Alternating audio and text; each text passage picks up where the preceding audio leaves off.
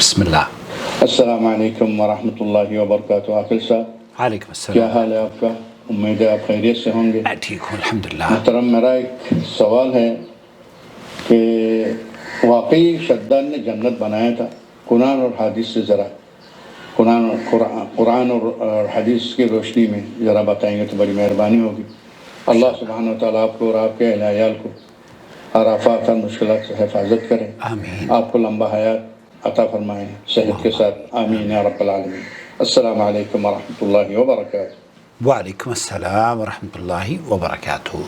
नहमदुहु व नुसल्ली अला रसूलिहिल करीम, अम्मा बाद। आप देख रहे हैं नो टीवी जनता और मैं हूँ आपका दोस्त, आपका होस्ट मोहम्मद आकिल।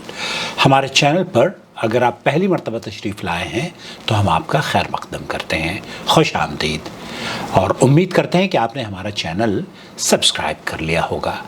और आपके पास भी अगर कोई सवाल हो जिसे आप पूछना चाहते हो तो व्हाट्सएप पर हमें वॉइस मैसेज रिकॉर्ड करके भेज दीजिए। हम यूट्यूब पर आपके सवाल का जवाब लेकर हाजिर हो जाएंगे। अलबत्ता शर्त यह है कि आप हमारी वीडियोस जब बेल आइकन दबाकर ऑल नोटिफिकेशन का साइन आपको नज़र आए तो ऑल नोटिफिकेशन ज़रूर अलाउ करें, ताकि जैसे ही आपके सवाल का जवाब अपलोड हो आप तक हमारी नोटिफिकेशन पहुंच जाए। भाई ये जानना चाह रहे हैं, शद्दाद का जो वाक़या हमने अपने बचपन में सुना था, वो कहानी और वो क़िस्सा, एक ऐसा बादशाह जिसने इस दुनिया में जन्नत तामीर की थी, और वो जन्नत किस तरीक़े की थी वो मैं आपकी खिदमत में पेश करूँगा। इससे पहले कि मैं आपको उस क़िस्से के बारे में अर्ज़ करूँ, मशहूर ज़माना वेबसाइट है अल इस्लाम सवाल व जवाब, शेख सालेह अल मुनज्जद, वो ये लिखते हैं कि ज़कर बाज़ुल मुफ़स्सिरीन अंद क़ौलिही तआला अलम तर कैफ़ फ़अल रब्बुक बिआद इरम ज़ातिल इमाद अल्लती लम युख़लक़ मिस्लुहा फ़िल बिलाद। ये सूरह फ़ज्र की आयत नंबर 6 से 8 तक है। कहा जाता है कि शद्दाद बिन इब्न आद कान मलिकन ज़ा बअसन शदीद। असल में ये कहा जाता है कि आद के 2 बच्चे थे, एक का नाम था शद्दाद और दूसरे का नाम था शदीद, और ये बड़े ही ताकतवर, बड़े ही बादशाह गुजरे हैं, मशहूर बादशाह गुजरे हैं। शदीद की वफ़ात के बाद कहा जाता है कि शद्दाद ने अपने भाई शदीद के बाद सल्तनत की रौनक व कमाल को उरूज तक पहुंचाया। दुनिया के कई बादशाह उस जैसे न थे, बल्कि वो उसका रोब पूरी दुनिया पर हावी था। उस दौर में किसी बादशाह में इतनी जुर्रत और ताकत नहीं थी कि उसका मुकाबला कर सके। उस तसल्लुत और गलबे ने उसको इतना मगरूर और मुतकब्बिर कर दिया कि उसने खुदाई का दावा कर दिया। उस वक्त के उलमा और सालिहीन ने, जो साबिक़ा अंबिया के उलूम के वारिस थे, उसे समझाया और अल्लाह के अज़ाब से डराया। तो वो कहने लगा, जो हुकूमत और दौलत और इज़्ज़त उसको अब हासिल है, उससे ज़्यादा अल्लाह ताला की इबादत करने से क्या उसे हासिल होगा।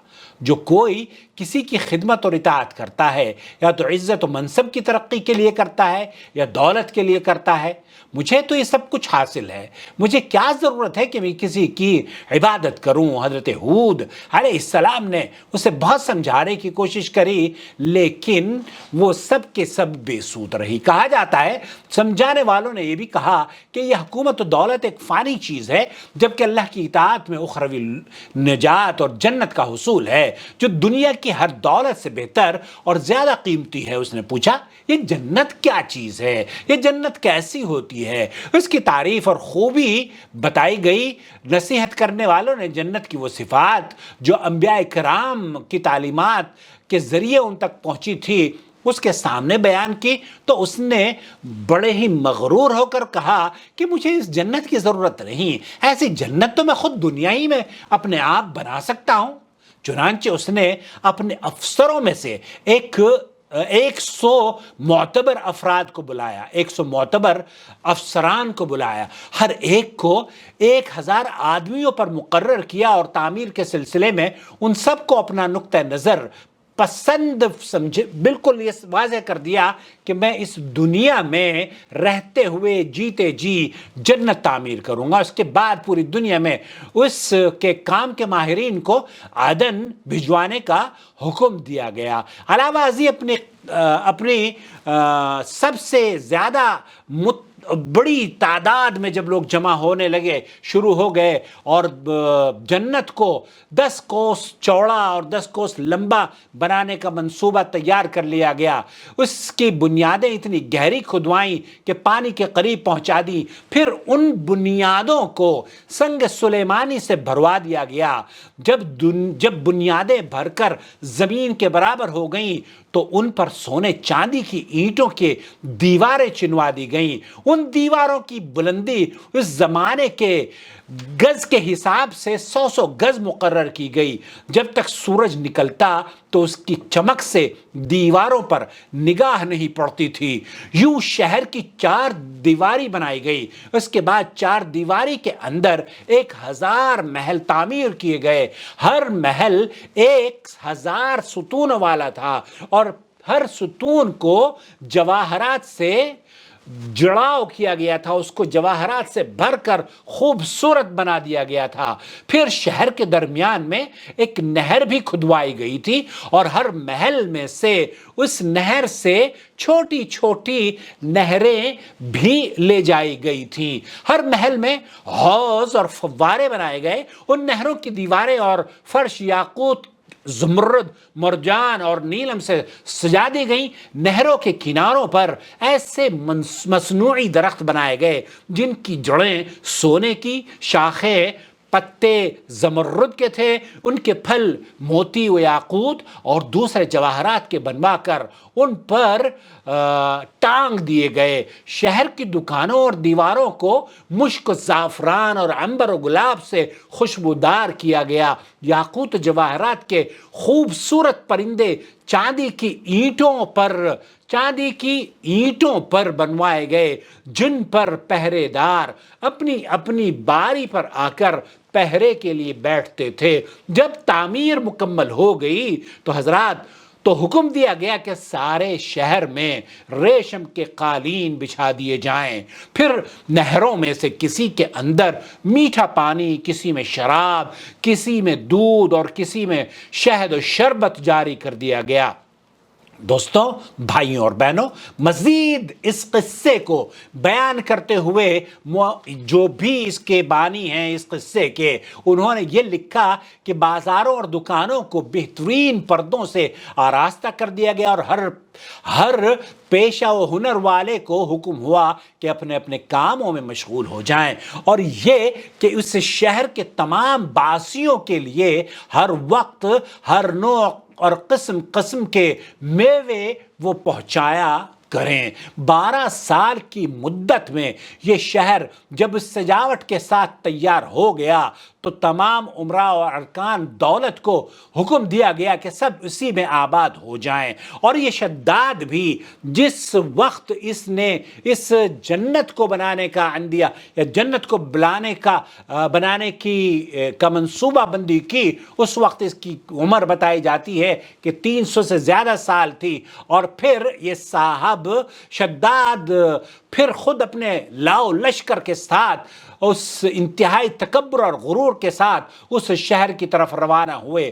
بعض علماء اور مصلحین کو بھی ساتھ لے لیا اور راستے بھر ان سے ٹھٹا و تمسخر کرتے ہوئے ان سے کہتا رہا، ایسی جنت کے لیے تم مجھے کسی اور کے آگے جھکنے اور ذلیل ہونے کا کہہ رہے تھے۔ میری قدرت و دولت نے دیکھ لی ہے، تم نے دیکھ لی ہے، تم نے بھی میری قدرت دیکھ لی ہے، اور اس رب نے بھی میری وہ قدرت دیکھ لی ہے جس کی تم مجھے پوجا کرنے کے لیے کہہ رہے تھے۔ جب شداد، کہا جاتا ہے کہ جب شداد قریب پہنچا تو تمام شہر والے اس کے استقبال کے لیے شہر کے दरवाजे के बाहर आ गए और उस पर जोर जवाहर और मोती निछावर करने लगे। उससे नाज और अदा से चलते हुए जब शहर के दरवाजे पर वो पहुंचा तो रिवायत में ये बयान किया जाता है, जो इस किस्से को बयान करने वाले हैं वो ये कहते हैं कि अभी उसने घोड़े की रकाब से एक पांव निकाल कर दरवाजे की चौखट पर रखा ही था कि उसने पहले से ही वहां पर एक अजनबी शख्स को खड़े हुए देखा और उसने पूछा तो कहा तू कौन है? उसने कहा मैं मलकुल मौत हूं। पूछा क्यों आए हो? उसने कहा तेरी जान लेने आया हूं। शद्दाद ने कहा मुझको इतनी मोहलत दे दे कि मैं अपनी बनाई हुई जन्नत को तो देख लूं। जवाब मिला मुझको हुक्म नहीं। कहा चलो इस कदर ही फुर्सत दे दूंगा कि घोड़े पर से उतर आओ। उसने कहा जवाब मिला इसकी भी इजाजत नहीं। चुनांचे अभी शद्दाद का एक पांव रकाब में और दूसरा चौखट पर ही था कि मलकुल मौत ने उसकी रूह कब्ज कर ली। फिर हजरत जिब्राईल अलैहिस्सलाम ने बड़े जोर से एक होलनाक चीख मारी कि इसी वक्त तमाम शहर माँ अपनी आलीशान सजावटों के ऐसा ज़मीन में समाया कि उसका नामो निशान तक बाकी न रहा।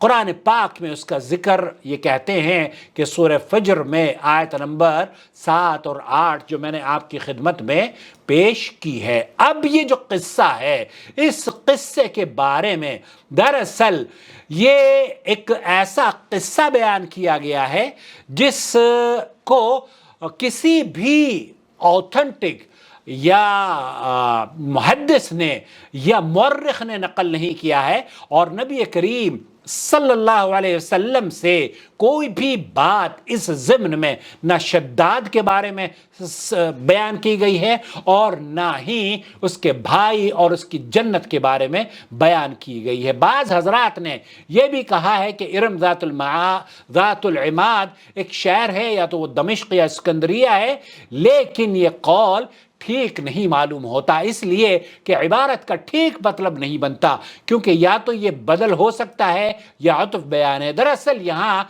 ये बयान मकसूद है कि एक सरकश कबीले को अल्लाह ने बर्बाद किया जिनका नाम आद था, उन पर अपना न टलने वाला अजाब नाजिल फरमा दिया। इन आयात में कोई शहर या रियासत के हालात का बयान मुराद नहीं है। इसलिए जिन मुफस्सिरीन की जमात ने यहाँ ये तफसीर की है कि उनसे कोई शख्स धोखे में न पड़े, वो लिखते हैं कि ये एक शहर का नाम है जिसकी एक ईंट सोने की, दूसरी चांदी की और उसके मकानात बागात और सब चांदी सोने के हैं। कंकर लोलू और जवाहरत से भरा, मुश्क और मिट्टी से और नहरों से सजा, फल तैयार किए गए। कोई रहने सहने वाला उस शहर में नहीं था, तो उस शहर को बनाकर, उससे संवार कर, सजा कर जन्नत की तरह से तामीर कर दिया गया। अल्लामा सअलबी वगैरह ने बयान किया है कि एक आराबी अमीर मुआविया रज़ियल्लाहु ताला अन्हु के ज़माने में अपने गुमशुदा ऊँटों को ढूंढ रहा था कि जंगल बयाबान में उसने इसी सिफ्त का एक शहर देखा और उसमें गया, घूमा फिरा, फिर लोगों से आकर जिक्र किया। लोग भी वहाँ गए लेकिन फिर कुछ नज़र न आया। अल्लामा इब्न हातिम ने यहाँ इरम ज़ातुल इमाद के ज़िम्न में बहुत तवील किस्सा भी नकल किया है जो कि मैंने आपकी खिदमत में पेश किया है। लिखते हैं शेख मोहम्मद सालिह अल मुनज्जद, ये हिकायत भी दरअसल सही नहीं है, और अगर यह आराबी वाला किस्सा सनदन सही मान लें तो मुमकिन है कि उसे होश और ख्याल हो और अपने ख्याल में उसने ये नक्शा जमा लिया हो और ख्यालात की पुख्तगी और अक्ल की कमी ने उसे यकीन दिलाया हो कि वो सही तौर पर यही कुछ देख रहा है। दोस्तों, भाइयों और बहनों, इस तरह का वाक़या जैसे कि इस तफसीर में बयान किया जाता है कि अलम तरा कैफ़ फ़अल रब्बुका बिआद इरम ज़ातिल इमाद, तो ये तमाम की तमाम जो किस्से और कहानियाँ बयान किए गए हैं یہاں علماء اور مشائخ کا کہنا یہ ہے کہ اس کی کوئی سند نہیں ہے، بلکہ یہ ایک ایسا جھوٹا قصہ ہے جسے کہ بے سند لوگ اکثر بیان کیا کرتے ہیں، اور یہ وہم اور خیالوں پر مبنی ہے۔ اللہ سے دعا ہے کہ اللہ رب العالمین ہمیں ہر طرح کے جھوٹے واقعات سے محفوظ فرما لے، اور اللہ رب العالمین قرآن و سنت کی سمجھ ہمیں عطا فرمائے۔ تو شداد کی جنت کا جو قصہ ہے، خلاصہ کلام یہ ہوا دوست میرے بھائی کہ شداد کی جنت کا جو قصہ ہے یہ کسی بھی اوتھنٹک محدث نے یا اوتھنٹک مفسر نے یا اوتھنٹک عالم نے اس طرح کی کوئی بات نہیں لکھی ہے۔ البتہ سوشل میڈیا پر آپ کو بہت ساری ایسی ویڈیوز مل جائیں گی جس میں اس قصے کو بیان کیا گیا ہے، اور مجھے تو حیرت ہے، پاکستان کے ہمارے پڑوسی ملک کے ایک بہت ہی مشہور صحافی ہیں جن کا نام چودھری ہے غالباً، چودھری جاوید چودھری صاحب بھی اس قصے کو سچ جان کر اپنی تحریروں میں انہوں نے بھی نقل کیا ہے۔ بہت سے صوفی اس قصے کو صحیح سمجھ کر بیان بھی کرتے ہیں، لیکن اس کی حقیقت آپ نے سماعت فرما لی ہے کہ کسی بھی صحیح محدث نے کسی بھی صحیح کتاب میں اس کا تذکرہ نہیں کیا ہے۔ اللہ سے دعا ہے کہ اللہ تعالیٰ ہمارے اس چینل کو فروغ عطا فرمائے اور لوگوں کی اصلاح کا سبب بنائے۔ ان ویڈیوز کو دیکھنے کے بعد براہ کرم اس چینل کی ویڈیوز کو اپنے حلقے میں ضرور شیئر کیا کیجئے، اور اس چینل کا اگر آپ حصہ بننا چاہتے ہیں اور اسے سپورٹ دینا چاہتے ہیں تو جوائن ممبرشپ کے ذریعے، اس جوائن ممبرشپ اسکیم کے ذریعے جڑ کر اس کے ممبر بن جائیے اور ہمیں سپورٹ کرنا شروع کر دیجئے۔ اور وہ لوگ جو کہ اس چینل کے ممبر ہیں، آپ سے گزارش ہے کہ اپنی ممبرشپ اپ گریڈ کر لیں تاکہ آپ کی جو سپورٹ ہے وہ بہتر طریقے سے ہمارے تک پہنچتی رہے۔ واللہ تعالیٰ آپ کو جزائے خیر عطا فرمائے۔ والسلام علیکم ورحمۃ اللہ وبرکاتہ۔ آپ کا بھائی محمد عاقل، جدہ سے، مملکت سعودی عرب۔ وما أرسلنا من قبلك إلا رجالا نوحي إليهم فاسألوا أهل الذكر إن كنتم لا تعلمون بالبينات والزبر وأنزلنا إليك الذكر لتبين للناس ما نزل إليهم ولعلهم يتفكرون أفأمن الذين مكروا السيئات أن يخسف الله بهم الأرض أو يأتيهم العذاب من حيث لا يشعرون